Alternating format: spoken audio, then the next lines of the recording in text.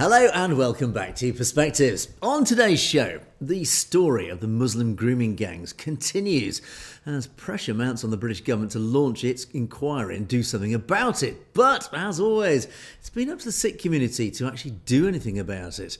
More on what's going on the ground in a moment. Meanwhile, what if a government department decides it just doesn't like you and then decides to use its powers to close you down?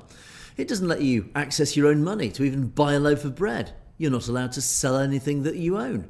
You can't be involved in setting up any company, any business. Your whole life is basically closed down by a government department because it decides it just doesn't like you, even if you've never been charged of a crime.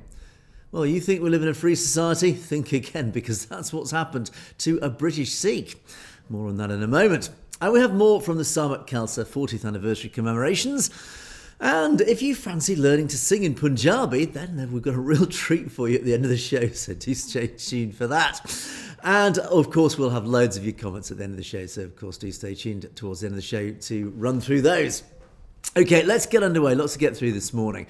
And I'm going to start off with the grooming gangs inquiry. Of course, yes, this story does, of course, run and run and run. There's been so much going on the ground. And a friend of the show, Deepa Singh, he is a co-founder of Sikh Youth UK.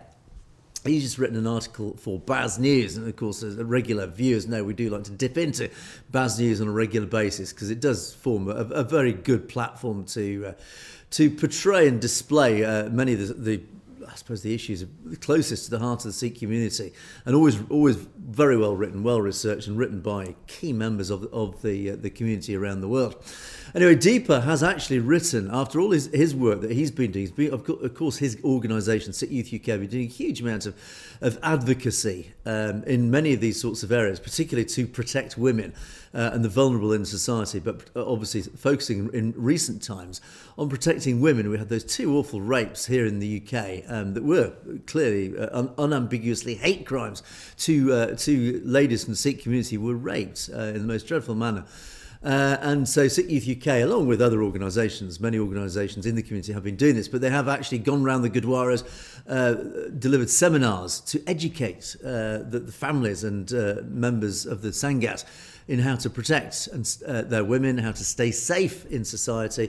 They've been dishing out rape alarms, things like that, so actual practical help. Tens of thousands of rape alarms have actually been given to Sikh women and girls, and again funded by the Sangat through the Gurdwaras. So he's been doing sterling work, and he's actually written in the follow-up to obviously what's been going on in Hounslow. We had that rescue of a young Sikh girl in Hounslow from the hands of it was an Afghan, a 34-year-old Afghan Muslim who'd allegedly been grooming this girl for at least a couple of years. So Deepa's followed this up with just, again, a bit of a rallying cry, because, again, as I say, there's a lot going on the ground.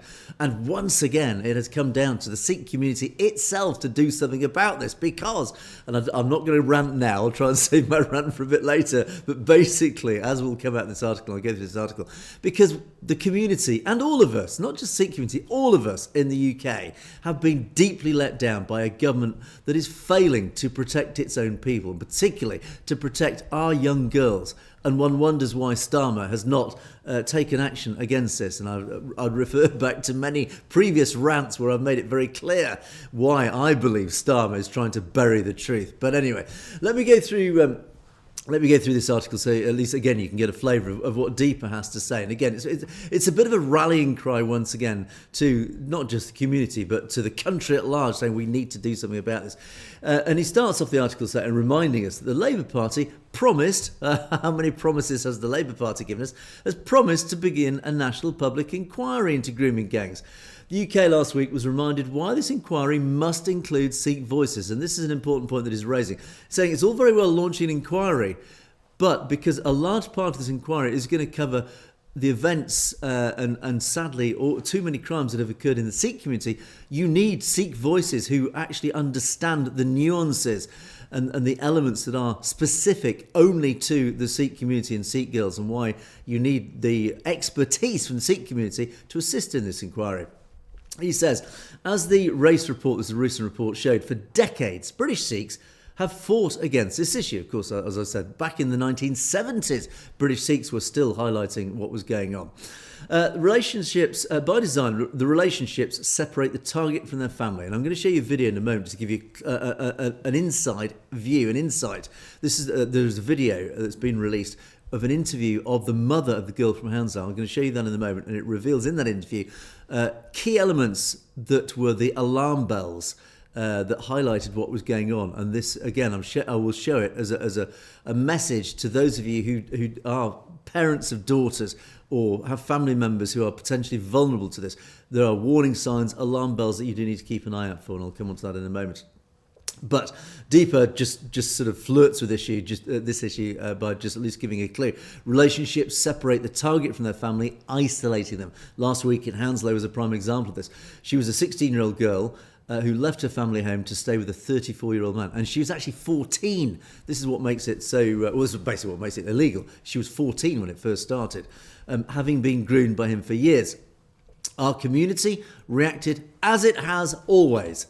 Only this time it was more public than ever. In other words, in the past, they've just gone on and done it. That made no great sort of publicity, PR exercise out of it. But Hounslow was different. Hounslow was a bit of a PR exercise amongst being a rescue. And it was essential to be a public relations exercise just to highlight what needs to be done, to highlight the fact that it is the Sikh community once again having to take direct action because the police are not taking action, and most importantly the government is not taking enough action. So unfortunately it had to be a publicised event, last week's events in Hounslow. No one, therefore, can deny it anymore, as Deepa says. No one can deny that Sikhs have stepped in to help a vulnerable girl when police could not. Now, that's an important distinction, not would not, but could not. And that implies it's not that the police don't want to take action, it's that they can't. Their hands are tied, they are being held back. Who is holding them back and why? That is a key question, actually, Deepa doesn't even raise in this. There needs to be, again, an investigation. Well, Baroness Casey did it to some degree, but there needs to be a more in-depth investigation. Why? Firstly, are the police not doing enough about it? Why are their hands tied? And of course, that investigation will no doubt focus and channel the direction of travel of investigation towards management. It's the managers, the senior officers in the police forces who are ultimately responsible for this. Who do they answer to? They answer to the Home Office, currently the British government, the British Home Minister. In fact, so incompetent I can't remember who it is. It's not Yvette Cooper, she's the Foreign Secretary. Anyway, our own Home Secretary, Mahmoud Abbas, that's it, who it is. And again, another forgetful politician, full of rhetoric but little delivery and action. But anyway, I won't go down that line. But ultimately, it is the politicians' responsibility. It is the government's responsibility. It is their failure. That is why, once again, the community has to get involved directly, because they are being let down by the very entities, the very bodies that should be doing this, whose job this actually is. So, the perpetrator's arrest for domestic common assault on the day highlights the limitations of the law that remain. So, it turns out he's only been arrested for domestic common assault. Not paedophilia, not child grooming, not sexual assault, but domestic common assault. I mean, he'll get a slap on the wrist and he'll be released 24 hours later. This is why the National Grooming Inquiry needs Sikh voices involved. The nature of these religiously motivated attacks on Sikh families can only be described by those who've dealt with them at street level. In other words, it's all very well investigating it at a national level, but you need knowledge, experience of what's actually happened on the ground. That can only come from Sikh voices who've been involved in dealing with this directly, or as Deepa says, at street level, on the ground, at the sharp end. For the inquiry, academics and politicians need to take a step back and learn from activists and families. It speaks for itself. The Sikh Youth UK National Inquiry offers a natural avenue into this perspective as we continue to study submissions from Sikhs across the UK regarding being victims. Now, of course, Sikh Youth UK have launched their own national inquiry. This is Sikh community-led. This is an initiative launched by Sikh Youth UK. It's a powerful initiative. It's calling for everybody in our community here in the UK, if you have experienced anything, it doesn't matter how small, any detail, please submit it to the inquiry, because Sikh Youth UK and this inquiry as a whole is collecting all this evidence and presenting the case. It's collating the evidence to present to the police, as Deepa says in this article, so that they can no longer deny the fact of what has been happening. Of course, they're trying to deny it, as I've reported countless times before.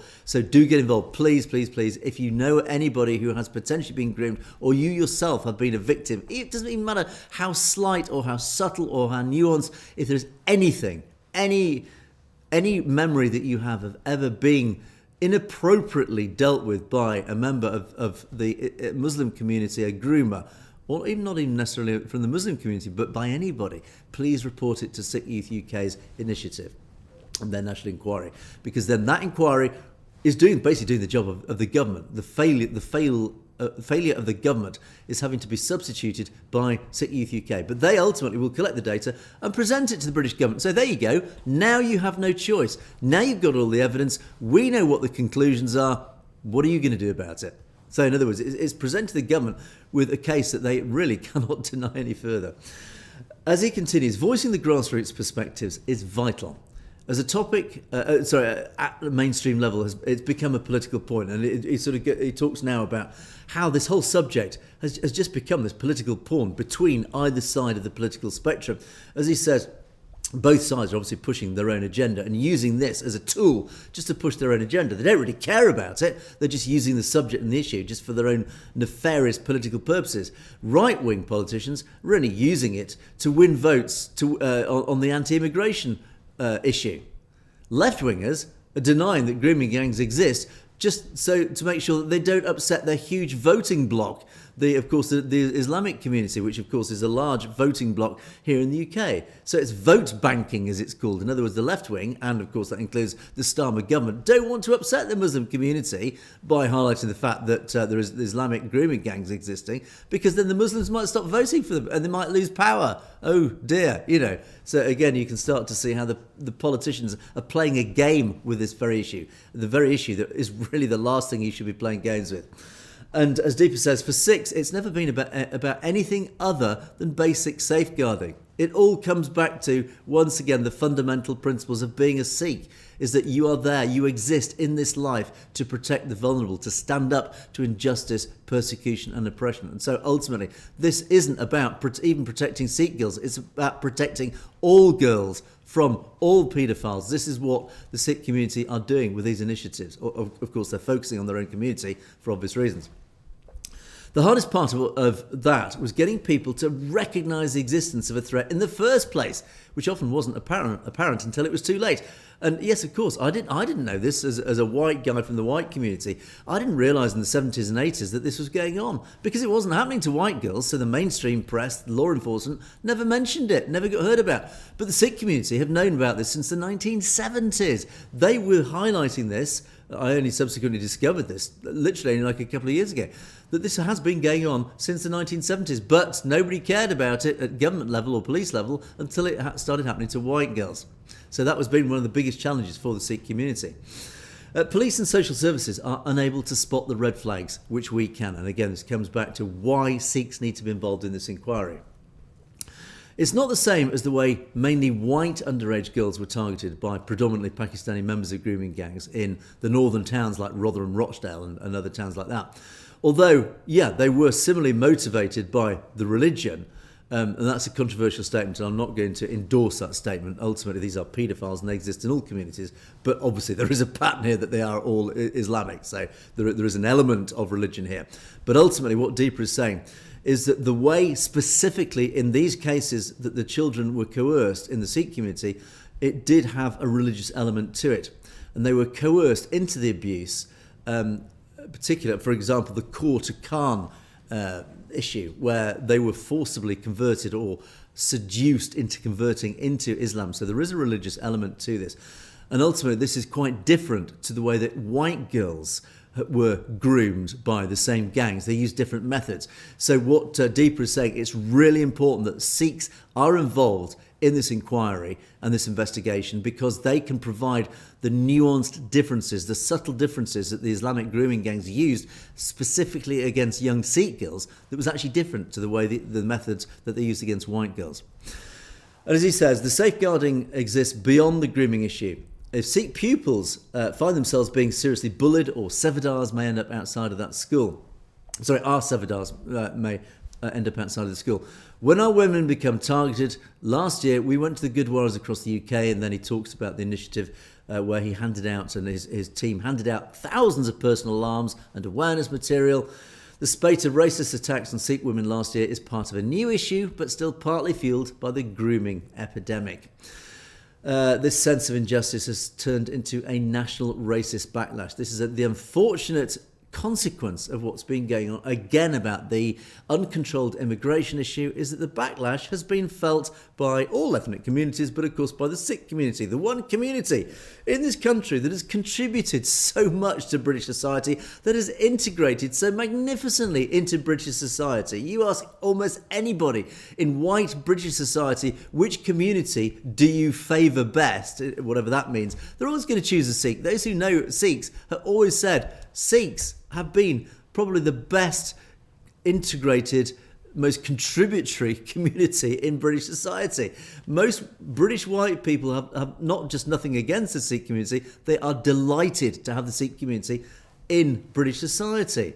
But unfortunately, as a backlash against uncontrolled immigration, one wonders if it's a deliberate agenda, people, particularly on the right wing, are turning against British Sikhs, which is unforgivable. This is why we need to keep highlighting what is going on beneath the surface. As he says, he finalises the article, "Not many people know better than me that exposing police failures by challenging grooming gangs can be costly at a personal level." Poor Deepa has been attacked on so many different angles by the British police. I've talked about it countless times before. I've interviewed him. He's been on some of my podcasts. He's been targeted by the British State Police because he has been a Khalistani campaigner, because he's been actively campaigning for the release of Jagtar Singh Johal, which has been slightly embarrassing for the British government. As a result, under pressure from India, once again, Indian pressure, his life has been made a misery by the British state, despite all this good work that he and his colleagues have been doing at Sikh Youth UK. His sister is in prison under pretty questionable charges at the moment. Again, just for doing simple campaign activist work, philanthropic work, helping the communities out there. So, as he says, whatever it takes for authorities to admit their own limitations and support Sikh communities to safeguard ourselves will be worth it. And the 2026 National Inquiry offers the best opportunity yet. Do get involved. Please do. If you know, as I said earlier, if you know anybody or anything that can help this inquiry, please make sure that you go along to it. I'm now going to play this video. It's a condensed version. It's only about 2 or 3 minutes long. This is the video of the mother of that young girl, the core, who was groomed by that Afghan 34-year-old groomer. And he's being interviewed. Sorry, I beg your pardon. She is being interviewed. So I'm trying to press. I'm male. I can't multitask. I'm trying to press buttons whilst I'm talking, which is always a bit of a catastrophe. Anyway, this is the mother of that young girl being interviewed, and she's giving some really valuable advice. The alarm bells, the things that she noticed that led to the discovery of what actually was going on. So have a look at this and learn from what she's saying. She used to go out all the time and we found out by putting a tracker in her bag. So we put a tracker in that, and when we found out that she was going to some flats and that, and slowly by finding out where she was going, we found out that she was actually being groomed by an older man who was 34 years of age, and we also found out that besides the 34 years of age, there's 4 other men in the house living there with her. My daughter has come home. Basically, I sometimes feel, is she being drugged up, because her eyes look all over the place. So I think they are definitely doing drugs as well. And I do feel that there's not, besides my daughter, she's not alone. There are other children that are going into that flat as well. Okay, what we found out is she was leaving at odd times in the morning, 4:45, sometimes 4 o'clock. It was just really weird. And we would be sleeping when she would just leave the house and that, And because I've got a ring bell as well, we noted the times down. And this was really good, having a ring bell, because then you know what time your child is going out at night, And also I woke up to one time and I heard her downstairs leaving, and I got up, and that's when I decided to call the police. So we noticed a lot of changes with our daughter. When she would come home, she wouldn't eat the foods at home and she was acting really weird. We used to give her things like chicken, meats, and she would not eat it. And I was like, that's really strange. And her behaviours were changing, not wanting any foods at home. And that's when I started to notice a lot of things, not wanting to eat food, wanting to change her name as well to a Muslim name, until I actually said to her, why are you changing your name to a Muslim name? And she was like, oh, I didn't know it was a Muslim name. She did know it was a Muslim name. It's just obviously this guy must be actually saying to her to change her name. And also mentioning about have you converted to Islam? And there was no answer. So to me, that she has converted. Has she been isolated from you? Yes, she has.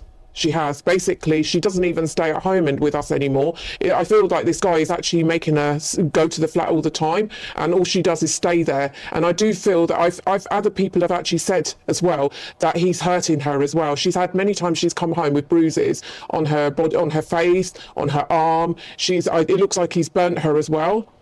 So for one, I think the parents need to obviously educate children about Sikhi as well. Once you've educated them about Sikhi and take them to the Gurdwara all the time, and also please do not give your children phones. The worst thing you can do is actually give your children a mobile. And if you do give them a phone, make sure you put a tracker on it, because nowadays, the generation now, they're very, very vulnerable. Whether a child is autistic, whether they have a learning disability, whether they are normal, all these children are vulnerable, and it just takes for anybody just to come out, drug them or sweet talk them, brainwashing them. It doesn't take long to actually brainwash a child. That's her story of her being groomed. She's given you the pointers of how to prevent this. Please follow them through. We should be connected with our Sikhi, we should be connected with the Gurdwara, we should prevent children from having phones. You should be monitoring your children. We totally agree that everyone's busy at work, but you don't want to end up in a situation like Benji, who, now she understands that, oh no, I've done this wrong, I've done that wrong, I should have done this better. But she's here to guide you guys. That's why she's come on today. She's taken out time out of her valuable schedule to come out and convey this message. And we appreciate that as well. We thank her as well for coming out and being strong on the matter and speaking up about it. Vaheguru Ji Ka Khalsa, Vaheguru Ji Ki Fateh. So some really useful information there for all of you in the community to protect your daughters and the young girls in society. Lots of things to watch out for, lots of useful tips there. And well done to that lady for being brave enough to talk on camera. Of course, her identity obscured, but thanks anyway to AK Media 47 for that video, and well done for their work as well in all this. Okay, let's move on, and I'm going to talk now about, again, a pretty horrific story in a completely different angle. This is... I've talked about in the past, there is a football club, Morecambe FC, and we've covered this story before. Morecambe FC is a small football club in the northwest of England, and it was saved by a group of Sikhs. One of those guys who saved the club was a guy called Gurpreet Singh Rahal. And then there was all sorts of, the mainstream media jumped on a story where he was suddenly designated a terrorist. And of course the right-wing media jumped on this, and of course India revelled in this. They thought, oh, this is Hindutva Godi media thought this is a fantastic story that they can really stir up trouble against, of course, the Sikh community. And it turns out this guy Gurpreet Singh Rahal has found himself on the wrong side of the law, not because he's done anything wrong, but just because the law has decided it suspects him of doing something wrong. So, what's been going on here? Let me start off and just give you an idea of how shocking this story is. I'm going to show you a video. This is a video that was promoted by various sort of elements of the Sikh community, just to sort of highlight just what actually is going on here.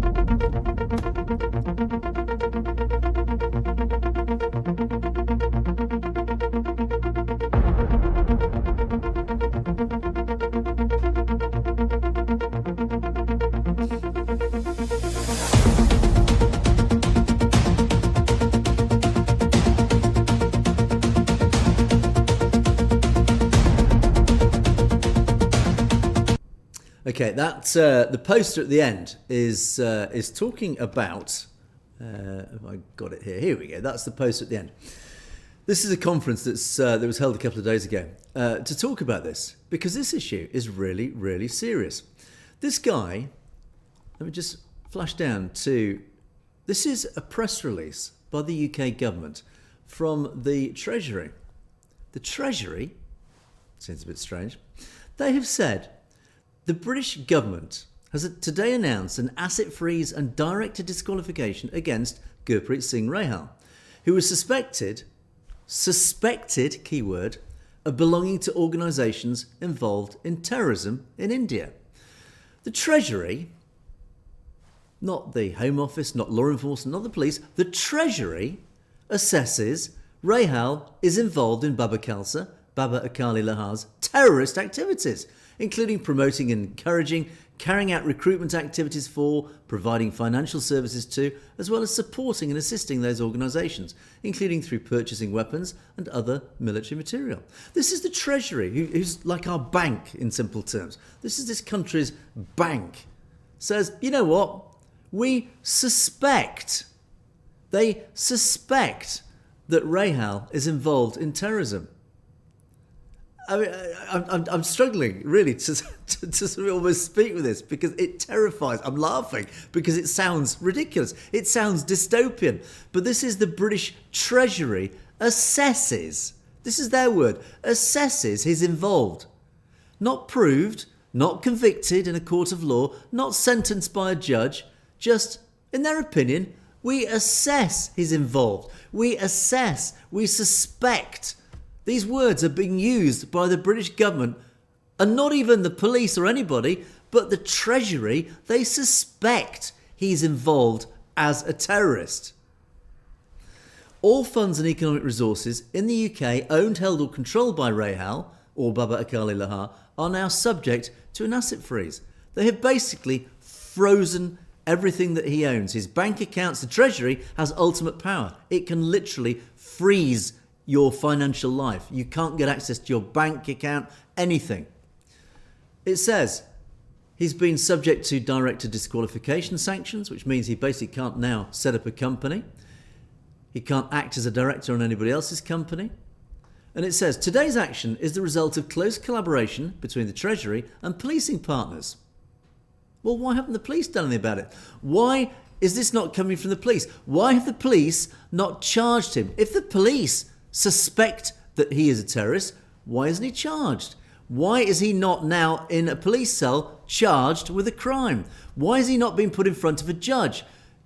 Where's this innocent until proven guilty fundamental principle of British and Western democracy? The fundamental principle of law here in Great Britain, that you are innocent until proven guilty. This is absolutely 180 degrees opposite to the foundations and fundamental principles of law in a democratic society. We believe you are innocent until proven guilty in a court of law, either by a jury or by a judge.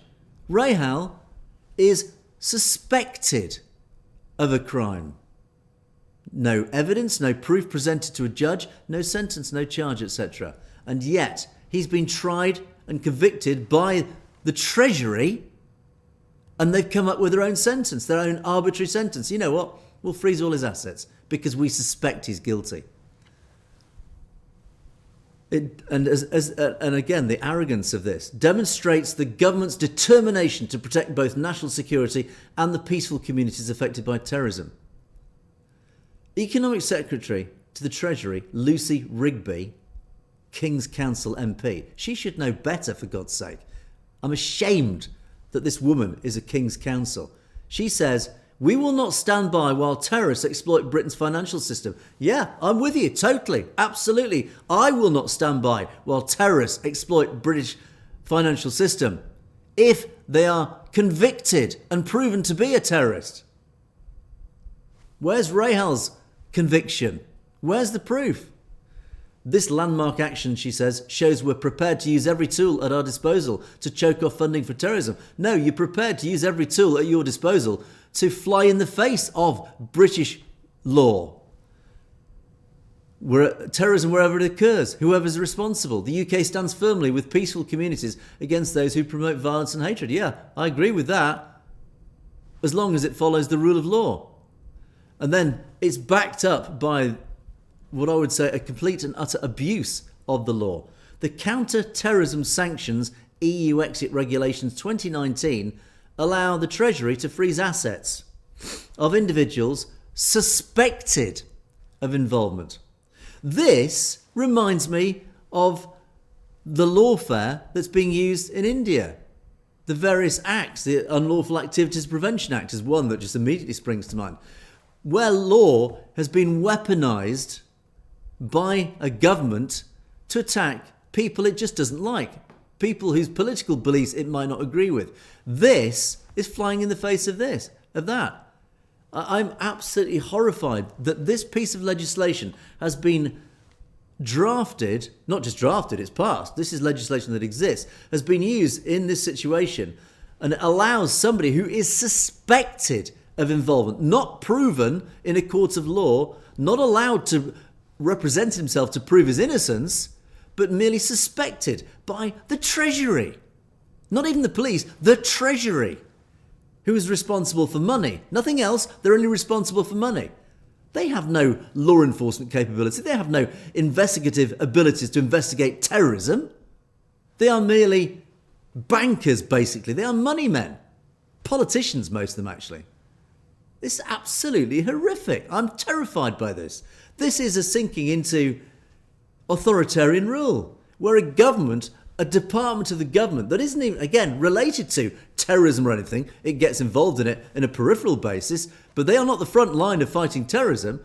They're just one of the departments that gets involved in it in the back office, let's call it. So they have no ability to prove that somebody is acting in terrorism. They're just the money men. We have a whole anti-terrorist unit and full support to those guys. I fully support them, who protect us on a daily basis. But when you start abusing regulations like this against somebody who is then not allowed to present himself publicly in a court of law to prove his innocence, when you are assessing and suspecting him of being guilty, and therefore, by your definition, he is guilty, and you can sanction him, legally sanction him, and he has nothing that he can do about it, that is an abuse. That is an abuse of the rule of law. That is not democratic. That is authoritarian. And we should fear this. We should be very, very afraid of this. This has happened here in the UK. Watch out in North America, Australia, other English-speaking world, the English-speaking world. Watch out for this. This is an abuse of our law. This is a gift to authoritarian regimes. And one wonders about the Starmer regime. This was brought in before Starmer came into power. This is the Conservative government that brought this in. But we need to watch out. This is creeping authoritarianism. This is what's called mission creep. In other words, just small incremental steps where they close our society down. They take control of us. Where you imagine being debanked, as per that video I showed you. You imagine not being literally able to draw money out of your own bank account. You are refused access to your own money. You can't even buy a loaf of bread. That should worry us all. And it continues. Violations carry penalties of up to 7 years in prison. Penalties of up to £1 million. Well, he obviously can't pay £1 million, etc., etc. HM Treasury assesses Baba Akali Lahar to be an involved person under the regulations. Assesses. Suspects. These aren't legal words. Again, I'll go back to, what was her name? Lucy Rigby, King's Counsel. She's a lawyer. She stands by this. You should be ashamed of yourself, Lucy Rigby, that you actually can stand up and publicly make a statement like that over an action where involves legal words. You're a bloody lawyer. You know the weakness of those words. Suspected, assessed. You should be ashamed of yourself, really, to stand by this. I think it's absolutely appalling. I think it is an affront to democracy and to the rule of law. Anyway, as I said, the Sikh community have gathered a couple of days ago to talk about this. I've heard nothing from that. I will investigate, find out what the findings are. But I do find this a deeply, deeply disturbing story. And I will keep following it, and I'll keep reminding people. And again, it's a very British-centric story, but this is a warning to all of us around the whole diaspora, because the diaspora tends to follow the same trends, let's say. So if you're in North America, of course, in North America, you've got your own issues at the moment to worry about. Certainly Canada, we talked about, etc. But likewise, this creeping authoritarianism has entered all our democratic societies over recent years. The lockdowns were a prime example of that. And that was an alarm bell. That really was a red flag to all of us who believe in freedom and the ability just to live our lives uncontested by our governments. Our governments, don't forget, are supposed to serve us. We elect them to serve us.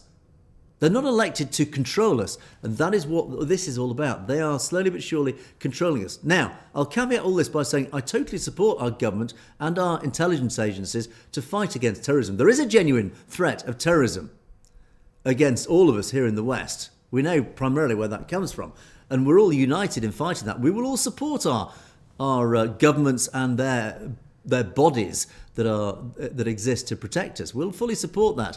But when those same rules that we support them with are abused against people that are not allowed to prove their innocence, it's wrong. It is deeply, deeply wrong. It's unjust, and we must all, Sikh community and all of us, must unite to fight against creeping authoritarianism. It is very, very disturbing, this. Right, let's move on.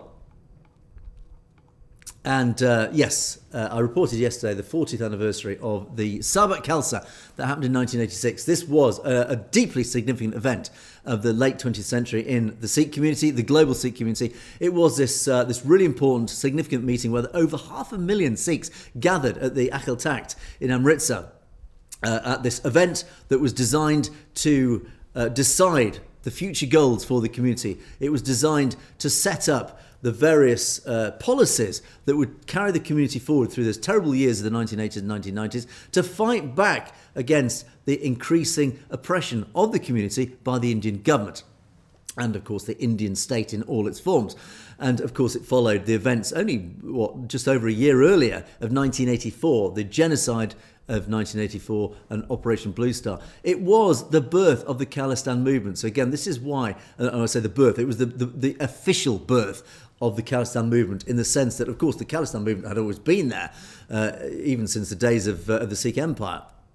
But ultimately, it was formalised, ratified, let's call it. It was ratified by the Akhil Takht and the Panth to say an official goal of the community, of our people, is now to battle, to fight, in the first case, literally, to fight for the establishment of a sovereign Sikh nation. So this is why it was so significant, amongst other things that were decided, and gurmatas that were sent out, policies that were sent out. But ultimately, the really significant one, particularly that resonates today for us, is we must fight as a nation, as a people, for the establishment of Khalistan.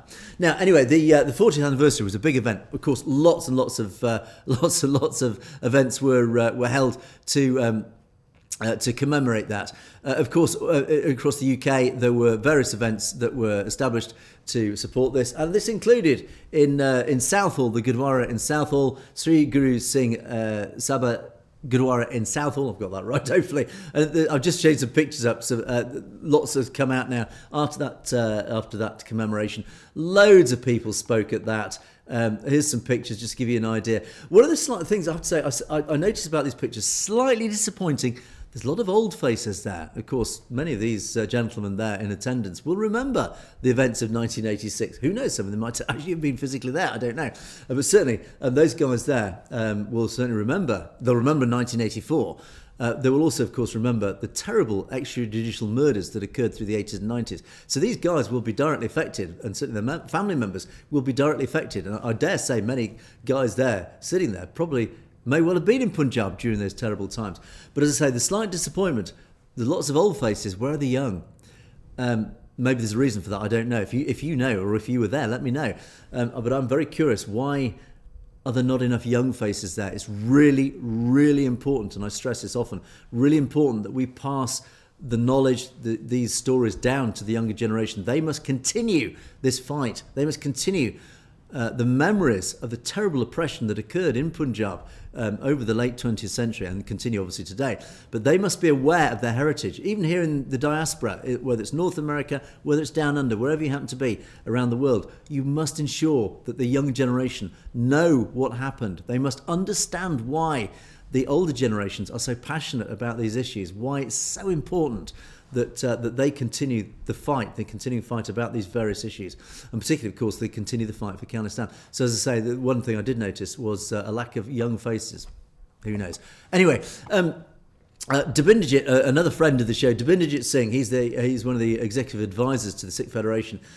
He was one of the many speakers. There was a long line of speakers during that event. It was, as I say, it was a long event. Loads and loads of things were said. Sadly, I couldn't contribute in any way, or even as I listened to the story, listened to the speakers, because of course it was all in Punjabi. Dabindajit, who is completely, I know he's actually British-born Dabindajit, but he, of course, is fluent Punjabi. He spoke as well. Let me show you this. This is Dabindajit speaking in. Of course. We do have sound. Yeah. ਦੋ ਹੱਥ ਛੋਟ ਕੇ ਫਤਿਹ ਪ੍ਰਵਾਨ ਕਰੋ ਵਾਹਿਗੁਰੂ ਜੀ ਕਾ ਖਾਲਸਾ ਵਾਹਿਗੁਰੂ ਜੀ ਕੀ ਫਤਿਹ ਦਾਸ ਨੇ ਗੱਲ ਸ਼ੁਰੂ ਕਰਨੀ ਆ ਕਿ ਜੇ ਆਪਾਂ 40 ਸਾਲ ਪਿੱਛੇ ਚਲ ਜਾਈਏ 26 ਜਨਵਰੀ 1986 ਤੇ ਜਿਹੜੇ 2 ਦਿਨ ਪਹਿਲੋਂ ਵਿਚਾਰਾਂ ਸਿੰਘਾਂ ਦੀਆਂ ਹੋ ਰਹੀਆਂ ਸੀ ਵੀ ਸਰਬੱਤ ਖਾਲਸਾ ਹੋ ਰਿਹਾ ਉੱਥੇ ਕੀ ਹੋਣਾ ਕਿਹੜੇ ਸਿੰਘਾਂ ਨੇ ਸੰਗਤਾਂ ਦੇ ਦਰਸ਼ਨ ਕਰਨੇ ਕਿਹੜੇ ਸ਼ਹੀਦ ਪਰਿਵਾਰਾਂ ਨੂੰ ਉੱਥੇ ਸ਼ਰਧਾਂਜਲੀ ਦੇਣੀ ਪਰ ਐਕਚੁਅਲੀ ਜਿਹੜਾ ਸਾਰਿਆਂ ਨਾਲੋਂ ਵੱਡੀ ਚੀਜ਼ ਸੀ. So there you go. That was Dabindajit. I have absolutely no idea what he said. Maybe the Punjabi speakers can give me a clue what he said. But ultimately, it was one of many, many speakers who spoke at that important commemoration. So, okay, time's marching on. I'm going to move on now to another story. It was reported overnight or yesterday afternoon. Mark Tully, it will be a name familiar to some of you. He was a BBC journalist. Who was very, very closely aligned with India, very closely tied to India. He reported throughout his long journalistic career about issues affecting India as a whole. He was, I have to say, I did like Mark Tully. I was a great, I would say I'm not a great fan, but certainly I certainly knew of him, and I did enjoy all his broadcasts from India. I'm an India-phile. I love India. I love its people. So of course, naturally, I then did follow every time Mark Tully appeared on the BBC. I always took note and listened to what he had to say. He became basically, as it says here, the BBC's voice of India. He did write a book, amongst many things that he did produce. He actually wrote a book about Operation Blue Star called Amritsar, Mrs. Gandhi's Last Battle. And sadly,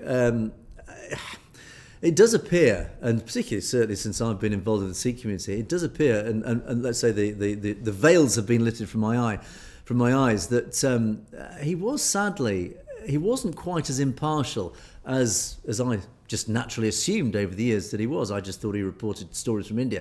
But it does appear, the more I've sort of looked into this story, and I will probably discuss this as a podcast with one of our guests, Dr. Graywell, at the end of the week. We're going to talk about this because Dr. Graywell, I think, has got a bit of information about Mark Tully and his reporting. So do watch the podcast at the end of the week. But as I say, even just my initial digging in and certainly looking at some of the comments that followed various news outlets about the reporting of Mark Tully's demise. He had a good long life, and as I say, I was a quiet fan of Mark.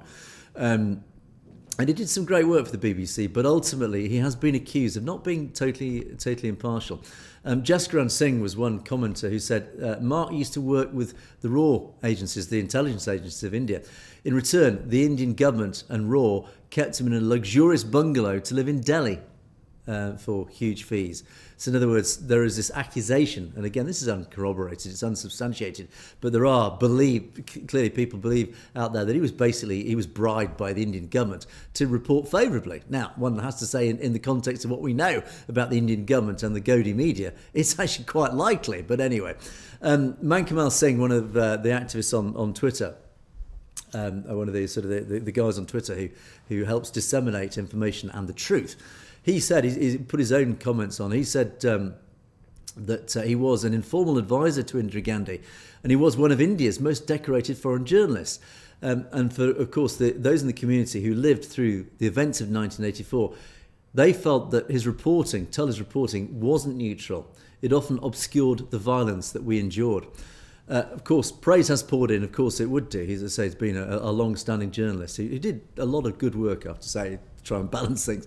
Of course, the praise has said that he was balanced and nuanced. But for those who experienced the events that he covered, especially in Punjab, his balance often came across as justification and bias. Tully often framed Indian state violence as restoring order. The suffering it caused was minimised, explained away or softened. Now, of course, for the victims, the Sikhs, this wasn't balance, but excuse-making.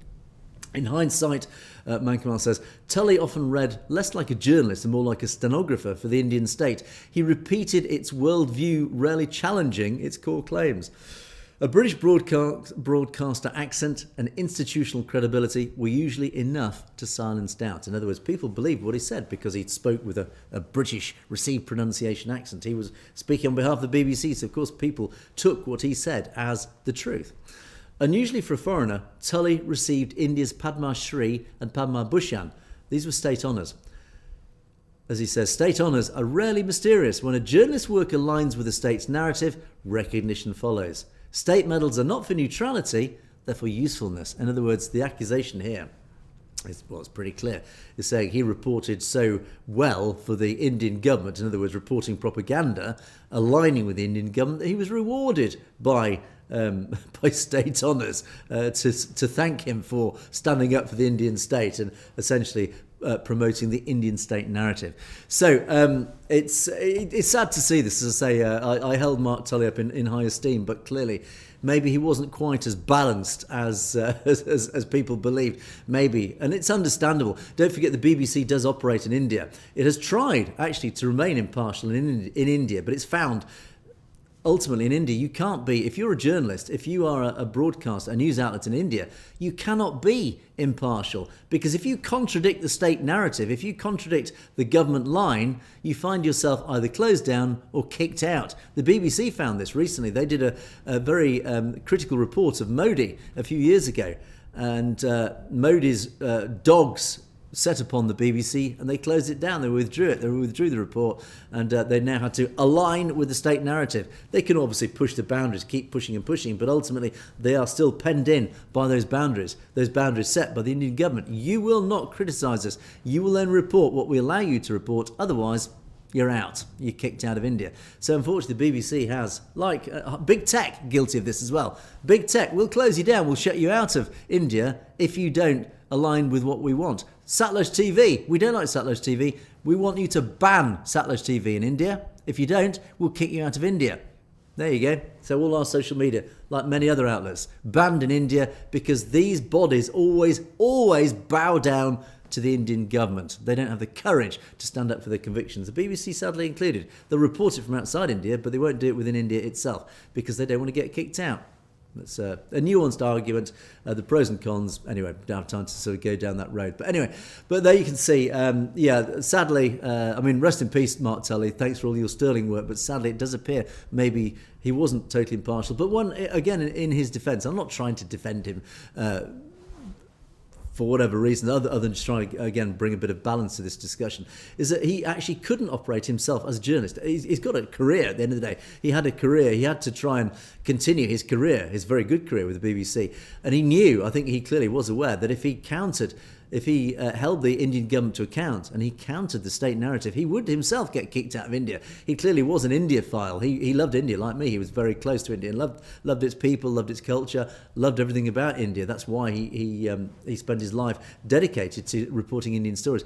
And he knew that if he countered the Indian state, he'd get kicked out. And the love of his life, journalistically speaking, would be lost to him. So I think that's the only way I can probably defend him in that respect. However, ultimately, journalists are there to report the truth. So again, we have a code of honour in many ways, is that if you want to be a true journalist, you have to take risks. You have to call out governments when they do wrong. Simple as that. So let's move on, and I just always like to finish on a happy note. If you want to learn to sing Punjabi, watch this video. I love this video. It's sort of done the rounds. It's gone viral. Here you go. Watch this. ਇੱਕ ਕੁੜੀ ਕੂੰਜ ਵਰਗੀ ਇੱਕ ਕੁੜੀ ਤੂੰ ਪਟਰੀ ਸਾਨੂੰ ਰੋਗੀ ਜਿਹੇ ਕਰ ਗਈ ਅਨੂਰੀ ਦੇ ਪਰਰੀ ਦਾਰੂ ਪੀਨੇ ਆ ਬਰੂਟੀ ਦੇ ਰੱਬ ਵਾਂਗੂ ਨਾ ਲੈ ਲੈ ਕੇ ਮੇਰਾ ਪੁੱਤਰ ਤਲੇ ਕੇ ਰੱਬ ਵਾਂਗੂ ਨਾ ਲੈ ਲੈ ਕੇ ਜੱਟੀ ਦਾਣੀ ਨੇ ਆ It's too fucking long for me.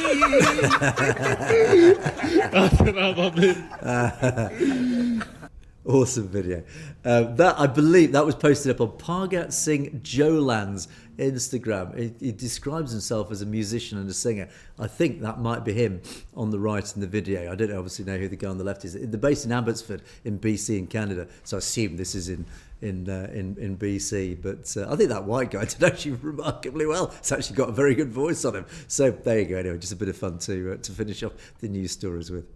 Right, let's move on to our comment section. Thank you, as always, to our wonderful audience for all your comments. And where are we? There we go.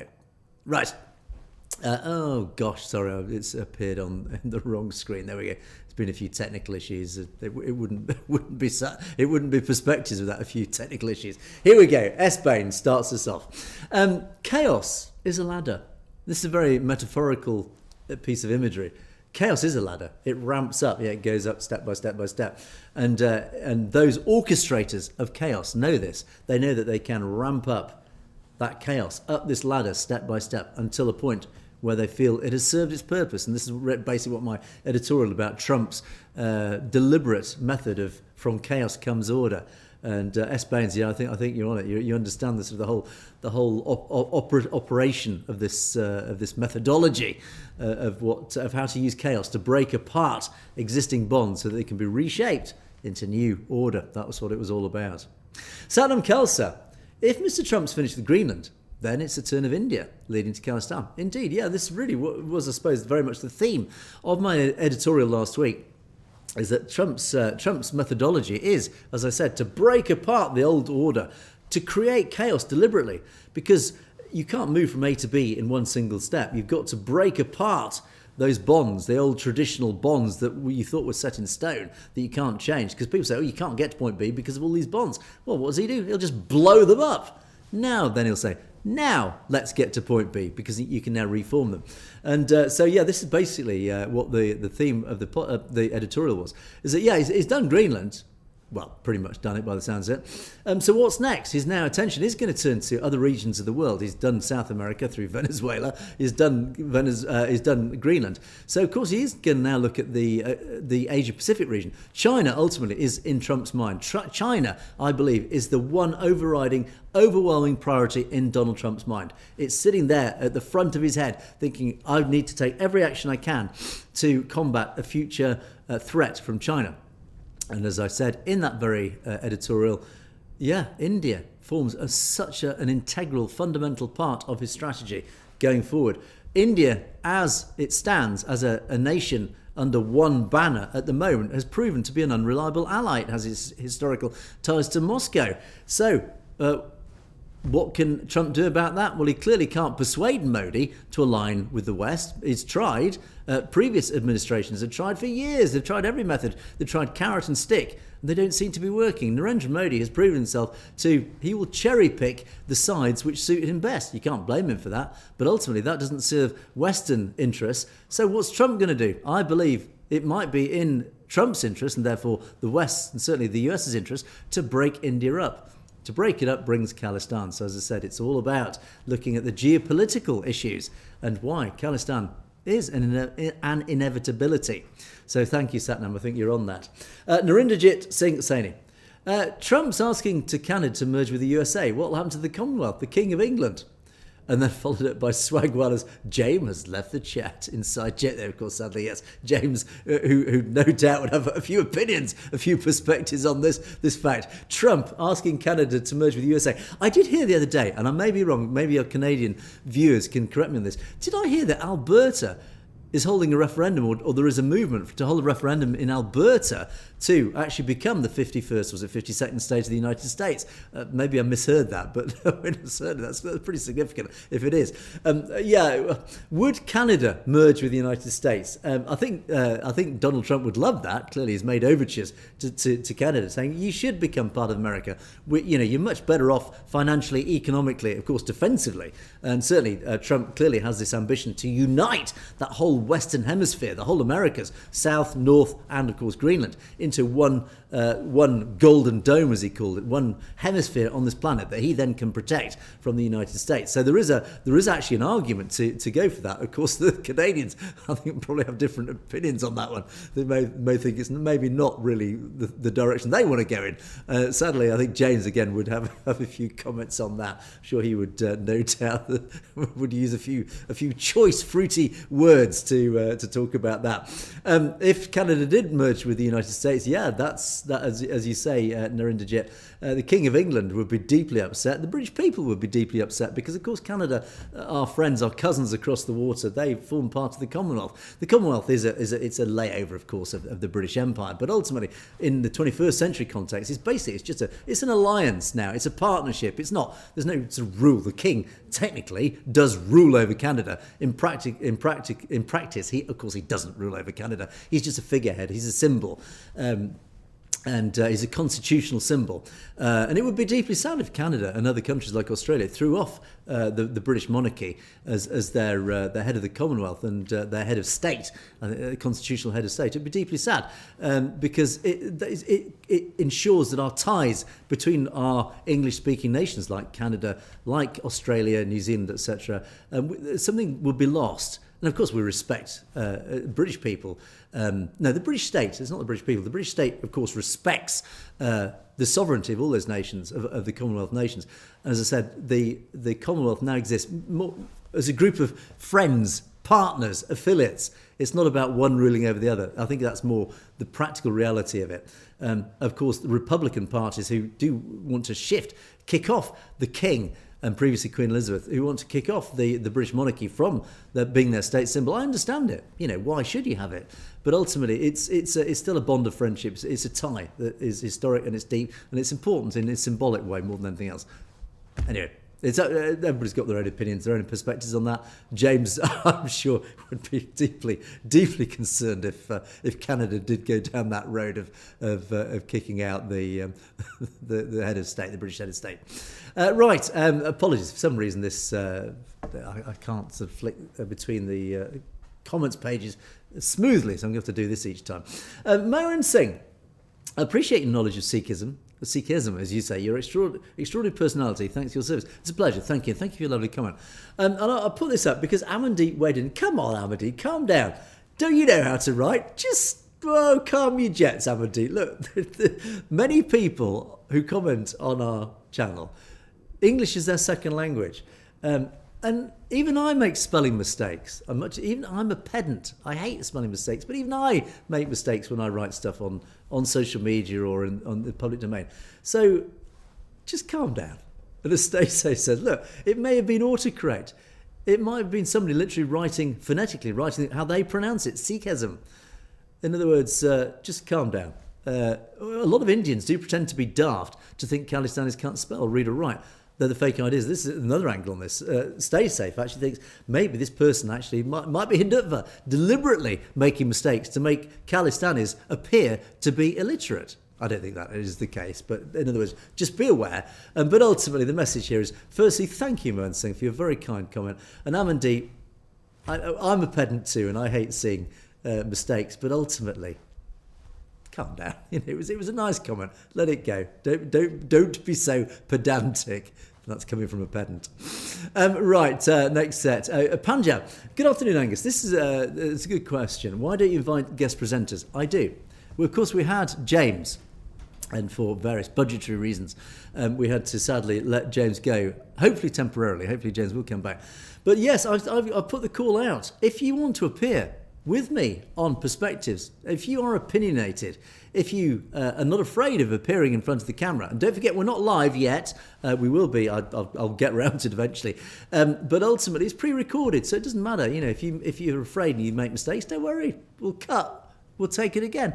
But I do invite people from the community. If you're opinionated, if you've got opinions on stories, if there's stuff you want to talk about, come on with me. I'll stick you in this window here. We can have a chat. We can bounce around our thoughts. We don't even need to agree. Remember, James and I sat clearly on opposite sides of the political spectrum, certainly when it comes to Trump. But it was always quite fun to talk about it. But that's the purpose of Perspectives. Is there's no point me telling you. I'd like to debate. I like to talk. I like to have an alternative view so that we can discuss those issues. And if you disagree with me, great. All the more reason for you to come on and appear on Perspectives as a guest presenter. Don't forget, I do have my podcast, but those are podcasts. They're slightly different. They are simple interviews. But I'll be delighted if any of you out there send me a message. If you want to come on Perspectives, if you want to even just every now and again, you know, it doesn't even have to be. It doesn't have to be every show. It doesn't even have to be once a week. It can be just every now and again. I'll be delighted to welcome you guys, any of you guys, onto the show. If there's something that you want to talk about, send me a message. Let me know. I would be more than delighted to welcome you on. I'm sure our audience would as well. I'm sure our audience would love you likewise to come on. And final set.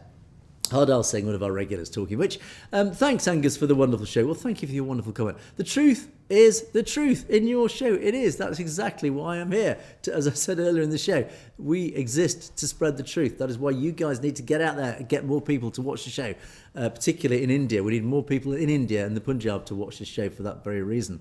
SSKK says, thanks, Angus. I miss James too. Loads of comments like this. Still, even now, people are missing James. I know. I miss James too. I miss what we had. But what is, and what will be, will be. As I say, somebody said the other day, God moves in mysterious ways. Who knows? Maybe it's for a reason. Maybe he'll come back, and maybe it was for the best, and he'll come back even with greater force. Who knows?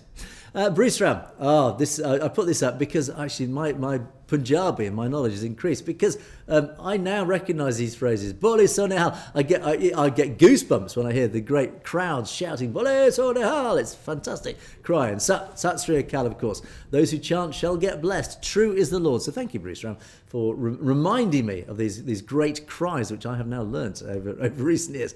And then the final sign-off, Ujagar Singh, again, one of our regulars. Thanks a lot, Angus, for Khalistan. Don't thank me for it. I'm not delivering it. It's you guys who are delivering. I thank you guys for Khalistan. You're the ones who are actually really pushing for it out there on the ground. It's those of you who fly the Khalistan flag. It's those of you who attend the protests, who go to the campaigns, who are active, who are getting out there and actually doing stuff, who are voting in the referendum for Khalistan.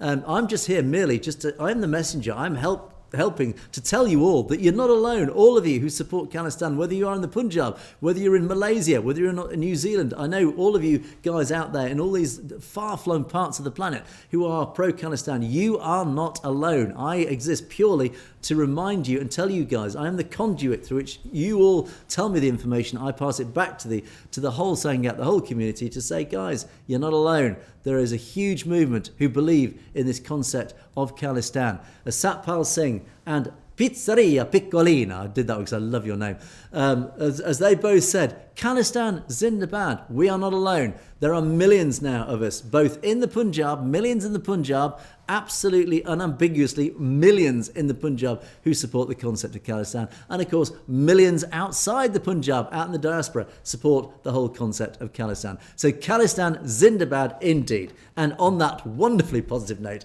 I will end the show again. Don't forget, you can message me directly, as many of you have done. Thanks so much. TC, you messaged me. I replied to your email. It bounced back. I'll try again, but for some reason, just to let you know, your email did bounce back. So I did reply to your email. Thank you for that. But yes, I do read all emails. Thank you for each one of you who have messaged. Let me know your thoughts, your perspectives, links to anything that you think is worth covering or researching. Let me know in the comments below if you've got any thoughts, opinions, criticisms, mistakes, whatever. Let me know. I do. So Critics Corner is not appearing enough. We do like Critics Corner. So if you want to have a pop at me, have a go. I always love to talk about that too. But that is it for another day. Thanks so much for watching. You have, of course, been watching Perspectives. I will see you next time.